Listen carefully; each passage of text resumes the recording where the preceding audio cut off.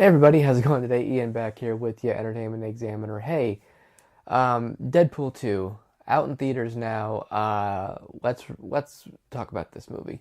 I really enjoyed Deadpool 2. This is of course the sequel to the movie Deadpool, and he is of course based on the kind of smart-mouthed comic book character.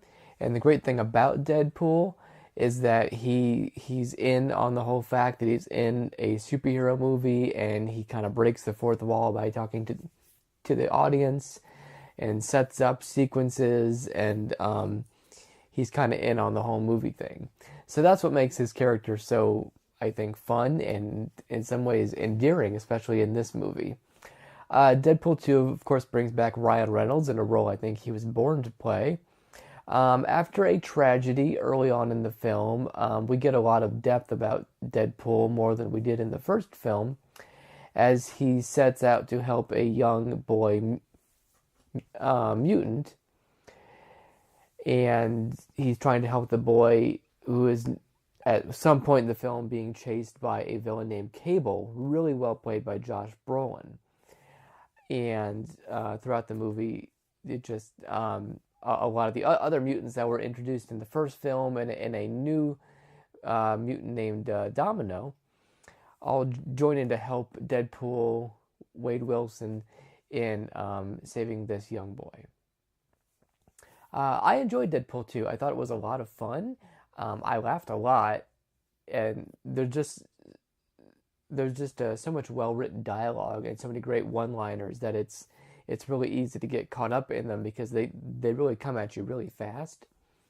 The action sequences were awesome, especially one in a prison truck, and it's just really well executed. It comes at you really fast, but it's very well choreographed and well done. It doesn't seem overwhelming like a lot of action sequences do.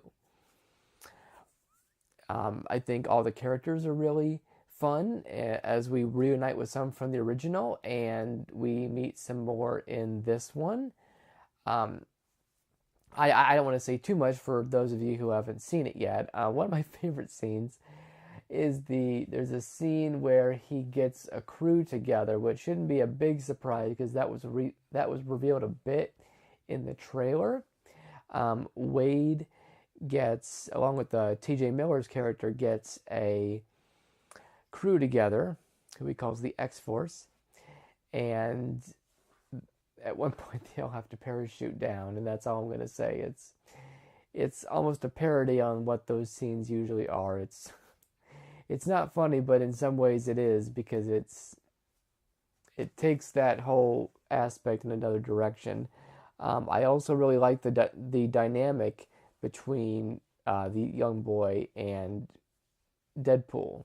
I think there are a lot of nice scenes between them, and especially between Deadpool and Cable, who I read was not in the film very much when they first completed it, and upon early screeners, they had to go back and reshoot, if I remember my information correctly. Definitely Josh Brolin is a great actor. He goes from playing Thanos brilliantly in Avengers Infinity War to being really fun as Cable in Deadpool 2. But at the end of the day, this movie belongs to Ryan Reynolds, and he just shines again and has even more depth in this movie as Deadpool, and he's perfect in it. And there's been a lot of talk of the end credit sequence, and definitely stick around for that, because it's super memorable. So I enjoyed Deadpool 2. I'm going to give it a B plus, a 3 out of 4. Just not quite as good as the first one.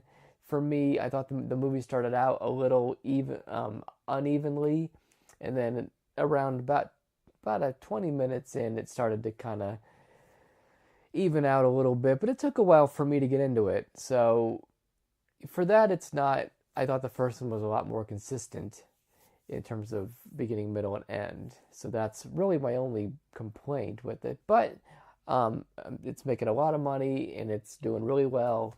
And go see Deadpool 2 if you're a fan of the original or a fan of these movies. It's a lot of fun, and you'll laugh a lot. So That's all I got for this review. Thank you guys so much for watching, and I'll see you guys next time.